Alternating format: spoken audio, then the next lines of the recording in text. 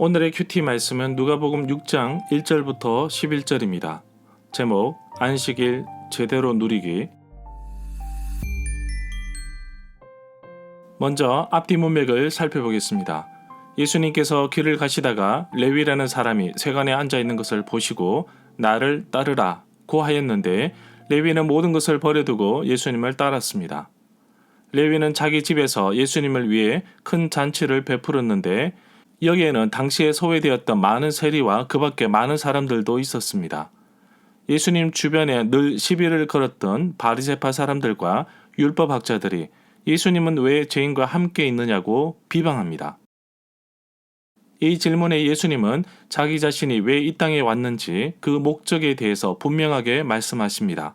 의사에게 필요한 사람은 건강한 사람이 아니라 아픈 사람인 것처럼 나는 의인을 부르러 온 것이 아니라 죄인을 불러 회개시키러 왔다고 하십니다. 여기에서 금식 이야기가 나옵니다.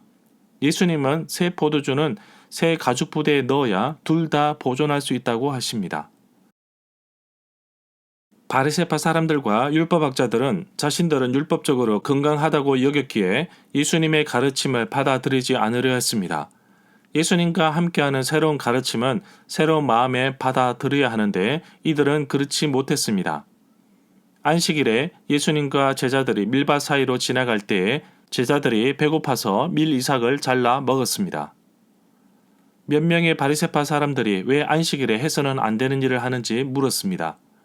본래 안식일을 거룩하게 지키기 위해 율법을 제정하였지만 오랜 기간 동안 종교 지도자들은 사람을 옭아매는 틀을 만들었습니다. 그래서 안식일 제정의 본래 의도와는 상관없이 아주 메마른 생각이 갇히고 만 것입니다.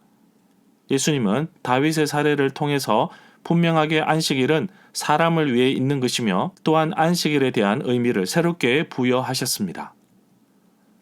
또 다른 안식일에 회당에서 가르치실 때에 오른손이 오그라든 사람이 있었습니다. 예수님께서 그 사람의 손을 고쳐주셨는데 또다시 바리새파 사람들과 율법학자들이 시비를 걸었습니다. 굳이 안식일에 왜 병자를 고칠 필요가 있느냐고 트집을 잡았습니다. 예수님은 또다시 안식일에 대한 정확한 의미를 다시 부여하십니다. 안식일은 생명을 살리는 날입니다. 문단을 나눠보겠습니다. 1절부터 5절은 안식일에 밀 이삭을 자르다. 6절부터 11절은 안식일에 손 마른 사람을 고치심. 1절에 보면 예수님이 안식일에 밀밭 사이로 지나갔습니다. 제자들이 배가 고픈 탓에 이삭을 잘라 손으로 비벼 먹었습니다. 이 단락 1절부터 5절은 마가복음 2장 23절부터 28절 말씀과 병행을 이룹니다. 누가복음에는 마가복음 2장 27절에 대한 상응점이 빠져 있습니다. 즉 예수님의 결단의 근거는 일반적인 법칙대로 첨가된 것이 아니라 오직 예수님의 주님 되심과 관련되어 있는데 예수님의 주님 되심이란 인자인 그에게 합당한 것입니다. 2절에 보면 이 모습을 본 어떤 바리새인들이 안식일에 하지 못하는 일을 했다고 말하고 있습니다. 안식일에 밀을 자르는 장면은 마태복음 12장 1절부터 8절, 마가복음 2장 23절부터 28절, 누가복음 6장 1절부터 5절에 나옵니다. 이 이야기의 핵심은 밀을 손을 비벼 먹는 것이 아니라 안식일의 주인이 예수님이라는 사실을 강조하고 있습니다.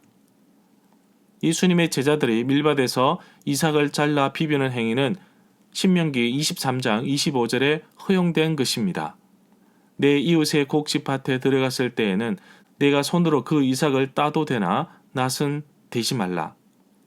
그러나 바리새인들은 이것을 일종의 추수하는 작업, 일로 간주하여서 안식일에 하면 안 되는 금지된 상황으로 보았습니다. 출애굽기 34장 21절에 분명히 쉬라고 말씀하고 있습니다. 이 구절에서 비난의 대상은 제자들이지 예수님이 아닙니다. 마가복음 2장 24절도 그렇습니다. 그렇지만 대답은 예수님이 하십니다.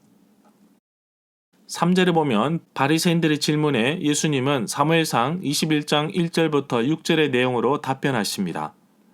다윗이 자기 자신뿐만 아니라 자기와 함께한 자들이 시장할 때에 한 일을 읽어 보았느냐?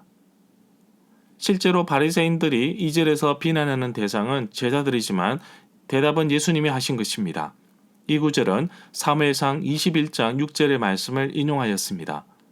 제사장이 그 거룩한 떡을 주었으니 거기는 진설병, 곧 여호와 앞에서 물려낸 떡밖에 없었습니다. 이 떡은 더운 떡을 드리는 날에 물려낸 것이었더라. 4절에 보면 다윗은 하나님의 전에 들어가서 제사장 외에는 먹어서는 안 되는 진설병을 먹고 함께한 자에게도 주었다고 말합니다. 이 사건을 인용해서 예수님은 자신의 행동에 대해서 정당화하십니다. 다윗이 위급한 상황에서 요구하였던 것을 통일하게 예수님도 말씀하고 계십니다. 여기에서 진설병에 대해서 알아보겠습니다.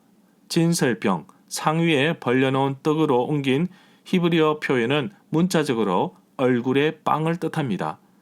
출애굽기 25장 30절, 레위기 24장 5절부터 6절의 규정에 따르면 이스라엘 지파의 수 12개에 맞게 떡 12덩어리를 여호와 앞에 곧 성소의 특별한 상위에 늘 벌려놓아야 합니다. 진설병은 각각 2.5kg의 밀가루로 구워서 그 위에 유향을 뿌린 떡을 6덩이씩 두 줄로 쌓아 놓았습니다. 안식일마다 새 떡으로 갈고 묵은 떡은 제사장들이 성소에서 먹었습니다. 5절에 보면 밀 이삭 타작에 대한 바리새인들의 질문에 대한 예수님의 명쾌한 답은 바로 인자는 안식일의 주인이라는 것입니다. 마가복음 2장에서는 안식일이 사람을 위하여 있는 것이라고 하셨습니다. 6절에 보면 또 안식일이 다가왔습니다. 예수님께서 회당에 들어가셔서 가르치셨습니다. 회당에 오른손 마른 사람이 있었습니다. 오른손 마른 사람을 고치시는 말씀은 마태복음 12장 9절부터 21절, 마가복음 3장 1절부터 6절, 누가복음 6장 6절부터 11절에 나옵니다. 이 단락 6절부터 11절 단락의 말씀과 병행되는 구절은 마가복음 3장 1절부터 6절입니다. 누가는 예수님이 그 적대자들의 생각을 아셨다는 것을 강조합니다. 그렇게 함으로써 그 다음에 뒤따라 나오는 그의 행동을 의도적으로 유발시킵니다. 이와 상응하여 적대자들은 분노합니다. 살해 의도에 관해서는 아직 직접 언급되고 있지는 않습니다. 누가복음에서는 예수님 자신이 그의 앞에 닥친 죽음에 관해 최초로 언급하는 사람으로 유보되어 있습니다. 7절에 보면 서기관들과 바리새인들이 예수님을 고발하기 위해 증거를 찾고 있는 중이었는데 지난번 안식일에 밀 이삭을 베어 먹는 사건이 이후 또다시 안식일에 병을 고치는지 엿보고 있었습니다. 8절에 보면 누가는 예수님이 이들의 마음을 알고 계셨다고 기록하고 있습니다. 그렇다면 예수님께서는 손 마른 사람을 고치시는 장면을 의도적으로 하신 것입니다. 일어나 한가운데 서라 하시니 손 마른 자가 일어나 섰습니다. 9절에 보면 예수님께서 그들 서기관과 바리새인들에게 말씀하시기를 내가 너희에게 묻노니 안식일에 선을 행하는 것과 악을 행하는 것 생명을 구하는 것과 죽이는 것 가운데 어느 것이 옳으냐고 물으셨습니다.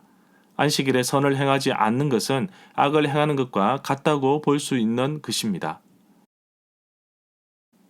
10절에 보면 무리를 보시고 손 마른 사람을 고쳐주십니다. 그리고 그 사람의 손이 회복되었습니다. 11절에 보면 서기관들과 바리새인들은 화가 치밀어 올랐습니다. 그리고 예수님을 죽일 모의를 하였습니다. 누가복음에서 처음으로 예수님 자신이 당할 죽음에 관하여 언급하고 있습니다. 절마다 상세한 설명과 구절 해석, 핵심 내용과 중심 줄거리는 네이버 블로그에 올려져 있습니다. 내게 주시는 교훈입니다. 진정한 안식일을 누리는 방법은 어떤 것일까요? 진정한 안식일의 뜻은 성경에 잘 나와 있으며 예수님 또한 우리에게 명쾌한 답변을 하고 있습니다. 예수님의 가르침의 요약은 안식일에 마땅히 해야 할 일을 함으로써 진정한 안식을 누리는 것이 참된 안식일을 살아가는 방법이라고 가르치십니다. 율법에 얽매여 진정한 안식의 의미를 몰랐던 서기관과 바리새인들은 예수님과 제자들을 보며 꼬투리를 잡아 고소하려고 하였지만 도리어 예수님은 안식의 진정한 의미를 정말 고침을 필요로 하는 병자에게 베푸셔서 깨닫게 하였습니다. 안식일의 주인은 예수님이시며 또한 안식일은 사람을 위하여 존재함을 잊지 않고 살아가는 하루가 되기를 간절히 소망합니다.